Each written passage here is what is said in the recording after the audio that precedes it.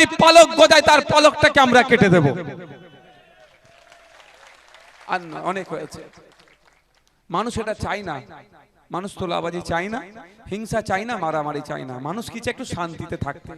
আপনি আপনার বাড়ি করবেন, দলিল আছে, পর্চা আছে, বাড়ির কাগজ আছে, পঞ্চায়েত থেকে পারমিশন করালেন, আবার এখানে বাড়ির সামনে এসে ভিক্ষা চাইবে, ও হবে না। তোলাবাজি বন্ধ হবে। কেন? আপনার টাকা কিসের? 500 টাকা ইনকাম করতে গেলে জিভ বেরিয়ে যাবে, 5000 টাকা তোমাকে দিতে হবে না, বাড়ি করতে দেবে না। যদি আজকের পর থেকে কেউ ডিস্টার্ব করে এই ধরনের, আমাদেরকে জানাবেন, তার বিরুদ্ধে আইনত ব্যবস্থা করব। সেটা আমার ছেলে হতে পারে, পরের ছেলে হতে পারে। আমার নজরে কারো কে ডিস্টার্ব করা মানে সে সমাজ বিরোধী, তার বিরুদ্ধে আইনত ব্যবস্থা হবে। আর পার্টির যদি কোনো ছেলে হয়ে যায়, পুলিশ প্রশাসনকে বলবে কে ডবল দিয়ে চাপান, সেকশন একে ডবল দেয়। কারণ মানুষ ভরসা করে আমাদেরকে নিয়ে এসেছে। আবার আর সোর্সের মধ্যে যদি ভূত ঢুকে যায়, তাহলে ডবল সেকশন দিতে হবে না? কি অসুবিধা হবে নাকি? কি অসুবিধা হবে? ডবল সেকশন রেখে বেশি দিন জেলে রাখো, কারণ ভরসাই ভাঙছে। ভরসা করে নিয়ে এসেছেন তো নাকি মায়েরা? আর যদি ভরসা ভাঙে তাহলে ডবল অপরাধ করছে, বলে ডবল সেকশনে বেশি দিন জেলে রাখো। জোর গলায় বলে যাচ্ছি, এই জন্যই যে আপনাদের সাথে কোনো অন্যায় আর হতে দেব না। তাই বন্ধুগণ, আপনারা নিশ্চিন্তে থাকবেন। যখন যা সুবিধা অসুবিধা হবে, আমাদের পার্টির নেতৃত্বরা আছে, বুথের নেতৃত্বরা আছে, তাদেরকে বলবেন। বোঝাপড়াতে যদি কোনো অসুবিধা হয় আমাদেরকে বলবেন, আমরা সমাধান করে দেব। আমরা একটা উন্নততর ভাঙড় গড়তে চাইছি, যেই ভাঙড়ে আমরা ওরা কোনো ভেদাভেদ থাকবে না, যেই ভাঙড়ে আইএসএফ ছাড়া পরিষেবা পাবে না, এই ধরনের কোনো প্রশ্নই থাকবে না। আর উন্নততর ভাঙড় গড়তে গেলে শুধু নওশাদ সিদ্দিকী একা পারবে কি? সম্ভব নয়। শুধু আইএসএফ পার্টি একা পারবে? সম্ভব নয়। বা বামেদের সাথ নিয়ে শুধু পারা সম্ভব কি? নয়। ভাঙড়ের প্রত্যেকটা মানুষের সাথ চাই উন্নততর ভাঙড় করতে গেলে। একদিকে লেদার কমপ্লেক্স, একদিকে এখানে চাষবাস আছে, এইদিকে আপনার আছে জলকার আছে, সব মিশ্র মিলিয়ে ভাঙড়। তাই ভাঙড়ের প্রত্যেকটা সেক্টরের মানুষ যাতে মাথা তুলে বাঁচতে পারে, নিজের অধিকার নিয়ে বাঁচতে পারে, তার ব্যবস্থা আমরা সুনিশ্চিত করব। তার দিকে আমরা ধাপে ধাপে এগিয়ে যাচ্ছি। সুতরাং কারো কথায় প্রভাবিত হওয়ার দরকার নয়, কারো কথায় প্ররোচিত হওয়ার দরকার নাই। আপনি আপনার অধিকার নিয়ে বাঁচবেন, আপনার সাথে কেউ অন্যায় করবে না, কেউ তোলাবাজি করবে না, না পুলিশি অত্যাচার থাকবে, না রাজনৈতিক দলের অত্যাচার থাকবে। সবটাই নির্মূল হবে আপনাদেরকে সাথে নিয়ে। শুধু চাই আপনাদের একটু সাথ।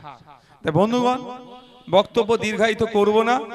আপনারা যারা এসেছেন, আমি আপনাদের কাছে এখানে উপস্থিত হয়েছেন, আপনাদের বিধায়ক হিসাবে আমি আপনাদের কাছে এসেছি। আপনাদের কারো কোনো অভাব অভিযোগ থাকলে আমাকে জানাতে পারেন, বা কোনো পরামর্শ থাকলে আমাকে জানাতে পারেন। পরামর্শ থাকতেই পারে, উন্নততর ভাঙড় গড়তে গেলে এইগুলো করা দরকার, এই ধরনের পরামর্শ থাকলেও আপনি আমাকে দিতে পারেন, বা অভাব অভিযোগ থাকলে দিতে পারেন। কনসার্ন যে ডিপার্টমেন্ট আছে সেখানে বলে লড়াই করে সমস্যাগুলো সমাধান যেমন করব, সাথে সাথে তৎক্ষণিক যদি সমাধান করা যায় সেটাও আমি করব। তবে যে কেউ পরিষেবা নিতে আসলে, কে তৃণমূল, কে বিজেপি, আমি আবারও রিপিট করছি, কে তৃণমূল, কে বিজেপি, কে সিপিএম, কে কংগ্রেস, কে আইএসএফ বিরোধী, কে আইএসএফ এর লোক, আমার এই টেবিলে কোনো পার্থক্য নাই। আমি বিধায়ক হিসাবে এসেছি, বিধায়ক হিসাবে পরিষেবা দেব। আমার দায়িত্ব ভাঙড়ের প্রত্যেকটা মানুষের, যারা আমার কাছে আসবে তাকে পরিষেবা দেওয়া। তাই আমি আপনাদের বলি, কেউ এই হীনমন্যতায় ভুগবেন না, কেউ আতঙ্কিত হবেন না যে ভাইজানের কাছে গেলে আমি পরিষেবা পাবো কি পাবো না। আমি তো ভাইজানের চরম বিরোধী ছিলাম, স্টেজে ভাইজানের বিরুদ্ধে রাজনৈতিক বক্তব্য দিয়েছি, ভাইজানের বিরুদ্ধে আমি দেওয়াল লিখেছি, ভাইজানের বিরুদ্ধে আমি প্রচার করেছি। এই হীনমন্যতায় কেউ ভুগবেন না। আমি আপনাদের ভাইজান, আপনাদের বিধায়ক, গণতন্ত্রকে মান্যতা দিই, যুক্তরাষ্ট্রীয় পরিকাঠামোকে মান্যতা দিই, আইন আদালত বিচার ব্যবস্থাকে মান্যতা দিই। সুতরাং আজকে আমি এখানে উপস্থিত হয়েছি আইএসএফ এর নেতা হিসাবে নয়, এখানে আমি উপস্থিত হয়েছি ভাঙড়ের বিধায়ক হিসাবে। তাই ভাঙড়ের বিধায়কের কাজটাই হলো ভাঙড়ের প্রত্যেকটা মানুষকে পরিষেবা দেওয়া।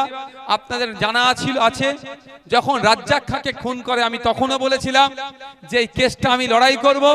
আমি আপনাদের বলেছিলাম যে কেস আমি লড়াই করব, একদিন না একদিন আমার হাতে কেসটা আসবে।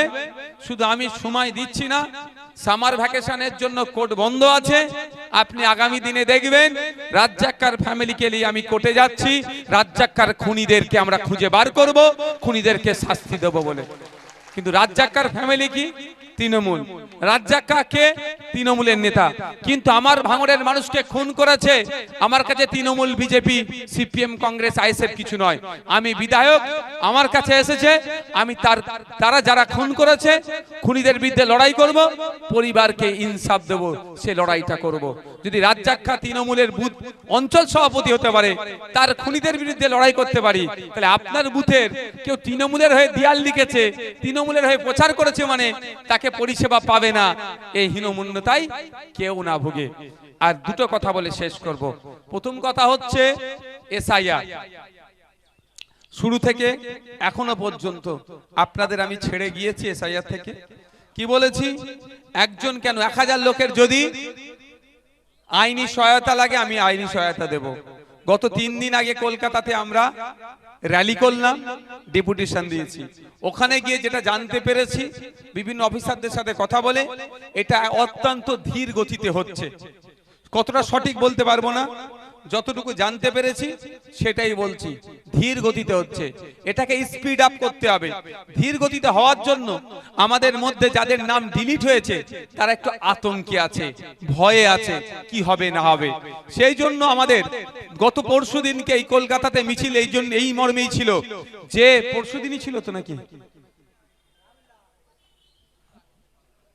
কত তারিখ ছিল না, 20 তারিখে ছিল, আজকে 24 তারিখ, 20 তারিখে ছিল।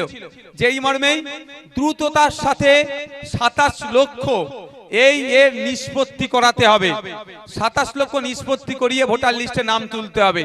কিন্তু যতটুকু বুঝতে পারলাম স্পিড আপ হচ্ছে না, দ্রুততার সাথে হচ্ছে না। তাই দ্রুততার সাথে করতে গেলে তাহলে আমরা গিয়ে চিঠি দিয়েছি, ডেপুটেশন দিয়েছি। আমরা পরবর্তীতে আইনজীবীদের সাথে কথা বলেছি। প্রয়োজনে আমরা এই আইনজীবীরা বলেছেন সামার ভ্যাকেশন একটু ব্যস্ততার মধ্যে থাকে, তারা একটু ছুটি কাটায়। তারপরেও আমরা পরামর্শ নেব যে আগামী দিনে সুপ্রিম কোর্টে আমরা আবার যাব, গিয়েছিলাম আবার যাব, যে অন্তত সুপ্রিম কোর্ট একটা টাইম নির্দিষ্ট করে দিক যে এই টাইমের মধ্যে এই 27 লক্ষ এই ট্রাইব্যুনালে যে কেস আছে এটা নিষ্পত্তি করতে হবে। তাই আপনাদের বলবো যে ভরসাটা করে আছেন সেই ভরসাটা করে থাকুন। এখন যারা বলেছিল আমার লাশের উপর এসআইআর হবে, যারা বলেছিল একজনের নাম কাটা গেলে 1 লক্ষ লোক নিয়ে দিল্লি অফিস ঘেরাও করব, তাদেরকে খুঁজে পাওয়া যাচ্ছে না, আর খুঁজে আগামী দিনেও পাবেন না। তারা শুধুমাত্র নাটক করার জন্য কথা বলেছিল। আমরা ডে ওয়ান থেকে বলেছি সুষ্ঠুভাবে এসআইআর হলে সহযোগিতা করব, সহযোগিতা করেছিলাম এবং এটাও বলেছিলাম মাস্টার মশাই যদি বেগড়িবাই করে আইনের মাধ্যমে মাস্টার মশাইকেও জব্দ করব। তাই আজকে মাস্টার মশাই ধীর গতিতে চলছে, এসআইআর ধীর গতিতে চলছে। এটা স্পিড আপ করানোর জন্য, টাইম বেঁধে দেওয়ার জন্য আগামী দিনে আপনাদের জন্য কোর্টে যাব, আইনি লড়াই করব এবং সুপ্রিম কোর্ট থেকে আশা করছি অর্ডার বার করাবো যে অন্তত একটা টাইম নির্দিষ্ট করে দেবে, এর মধ্যে এসআইআরটা যেন এই মামলাগুলো যেন নিষ্পত্তি হয়। দ্বিতীয় কথা, যদি আপনাদের মধ্যে কেউ থেকে থাকেন বা কেউ থেকে পাড়াতেও আছে নাম ডিলিট হয়েছে, আমি উকিল পাঠিয়েছিলাম, ট্রাইব্যুনালে অ্যাপ্লাই করতে ভুলে গেছেন বা তাদের স্ব-উদ্যোগে অ্যাপ্লাই করতে ভুলে গিয়েছেন, এখন অ্যাপ্লাই করতে যাচ্ছেন কিন্তু এখন অ্যাপ্লাই করলে সেই সাইবার ক্যাফে থেকে পারবেন না, আগে যেটা পারতেন এখন সেটা পারবেন না, তাহলে সে কি করবে? এরকম গুটি কয়েক কেস আছে যারা তখন অ্যাপ্লাই করেনি, ডিলিট হয়ে গেছে কিন্তু অ্যাপ্লাই করেনি। তাদের করণীয় কি সেটা একটু শুনে নেন। তাদের এখন করণীয় হচ্ছে ডিস্ট্রিক্ট ম্যাজিস্ট্রেট ডিএম এর কাছে অ্যাপ্লিকেশন লিখতে হবে। যেটা অনলাইনে করছিলেন ওটা ডিএম এর কাছে করে সাপোর্টিং যে পেপারস আছে দিয়ে ডিএম কে জমা করি একটা রিসিপ্ট নেওয়া। ডিএম স্যারের কাজ হবে ওটা তিনি ট্রাইব্যুনালে পাঠিয়ে দেবেন। তাহলে আগে যে পাওয়ারটা অ্যাভেলেবেল ছিল সেই পাওয়ারটা এখন সিজ করে ডিএম এর হাতে আছে। সুতরাং এই ভয়টাও কেউ খাবেন না যে আমি তো অনলাইনে অ্যাপ্লাই করিনি তাহলে আমার কি হবে, বা অফলাইনে অ্যাপ্লাই করিনি আমার কি হবে। যদি কেউ এই ধরনের থেকে থাকেন, কোন জায়গায় অ্যাপ্লাই করেননি, তারা এখন ডিএম এর কাছে অ্যাপ্লাই করলে ডিএম তার পাওয়ারকে এক্সারসাইজ করে সে নামটা ট্রাইব্যুনালে পাঠিয়ে দেবে। আর ট্রাইব্যুনাল মানে বিচার ব্যবস্থা, তো এই বিচার ব্যবস্থার মাধ্যমে এটা সমাধান হবে। তা সেখানেও যদি কোনো অ্যাডভোকেটের প্রয়োজন হয় আপনারা নিশ্চিন্তে থাকবেন, আমরা সেখানে আপনাদেরকে আইনজীবীদের সহযোগিতা করাবো। আইনজীবীদেরকে দিয়ে আপনাদের এই যে বিষয়টা চলছে এসআইআর প্রক্রিয়াকে আমরা শেষ করব। বক্তব্য আমি আর দীর্ঘায়িত করছি না। যদি কারো কোনো অভিযোগ থাকে আপনারা এসে জানাতে পারেন, বা পরামর্শ থাকলে জানাতে পারেন।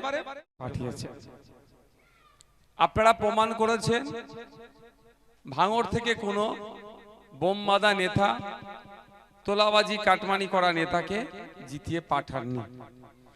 একদিকে ছিল বোম বাঁধা নেতা, কুখ্যাত সমাজ বিরোধী, আর অপরদিকে আমি শিক্ষা, স্বাস্থ্য, কর্মসংস্থানের লড়াই করা।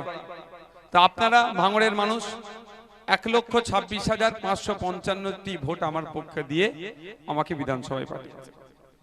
আজকে আমি আপনাদের এখানে তৃণমূলের, সিপিএম এর, কংগ্রেস, বিজেপি কে কার সমর্থক সেটা বিবেচনা করার জন্য আসেনি।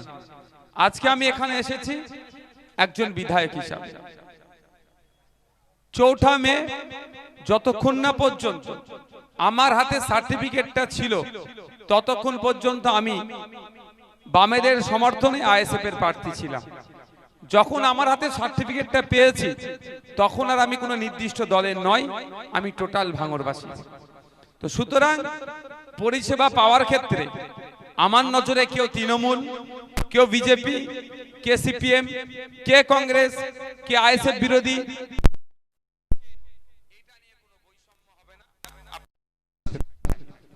আমি আপনাদের একটা কথা দিয়ে যেতে পারি যে আপনারা যারা আইএসএফ কে, আপনাদের মধ্যে অনেকে আইএসএফ কে ভোট দেয়নি, তাতে নিয়ে আমার কোনো মাথা ব্যথা নাই।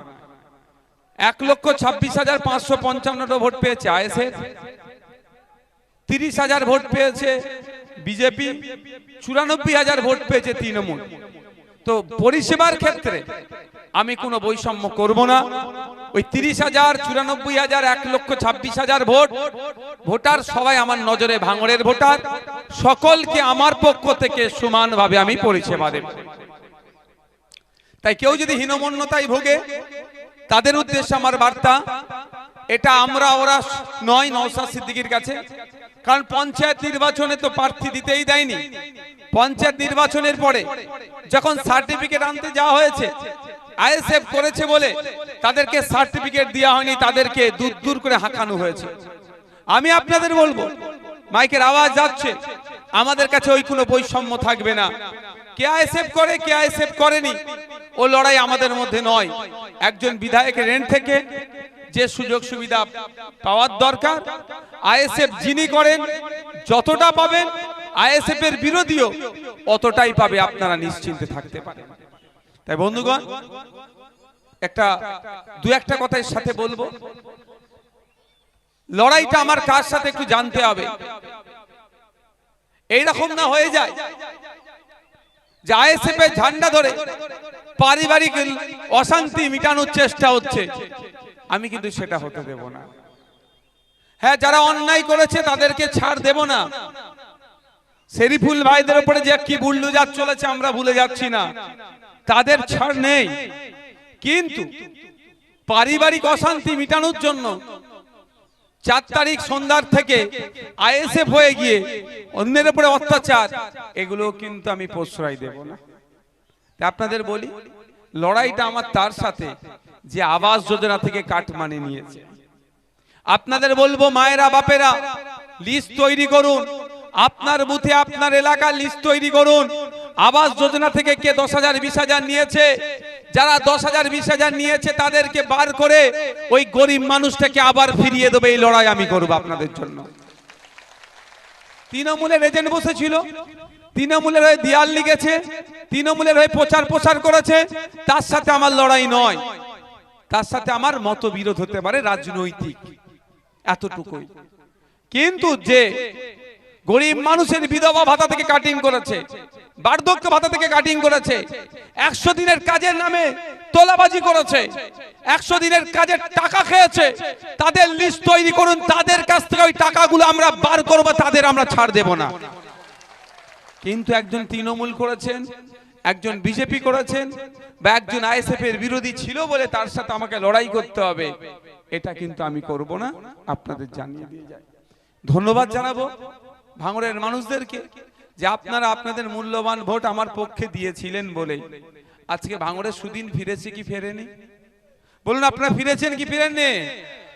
এই সুদিন ফিরেছি বলে অনেকের আবার বুকে ব্যথা করছে কথা বলেছি বলে, কিন্তু তারপরের কথাটা শোনেনি, শোনাচ্ছে না। আমি মিটিং থেকে হয় ঢুকার সময় না মিটিং থেকে বার হওয়ার সময় কথা বললাম, অনেক কষ্ট করে সুদিন ফিরেছে কেউ না। আবার এটাকে অন্যায় করে বা এই ধরনের কথা বলেছিলাম, সঠিক মনে পড়ছে না, মানে কেউ দুর্নীতি না করে এই সুদিনটাকে না আবার ঘুচিয়ে দেয়, অর্থাৎ কাউকে অন্যায় করতে আমি বারণ করেছিলাম।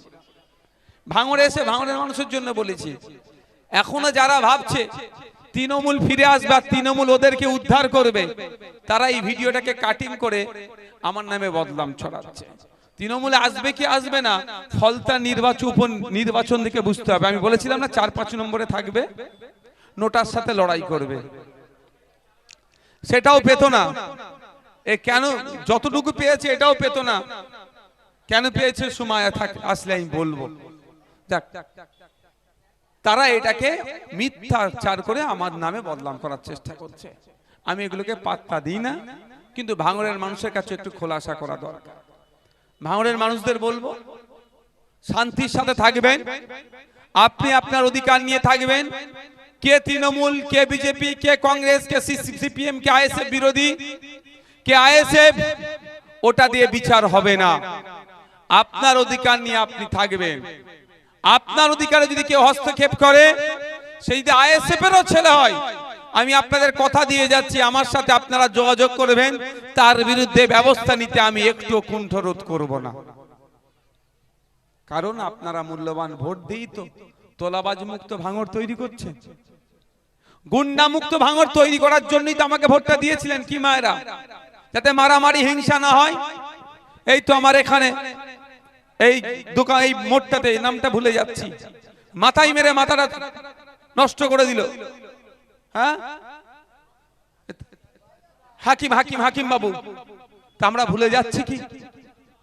উনি মারা গেছেন তো কদিন আগে, তা আমরা ভুলে যাচ্ছি না। তার বিরুদ্ধে কি ভোটটা হয়েছে তো হিংসা না হয়।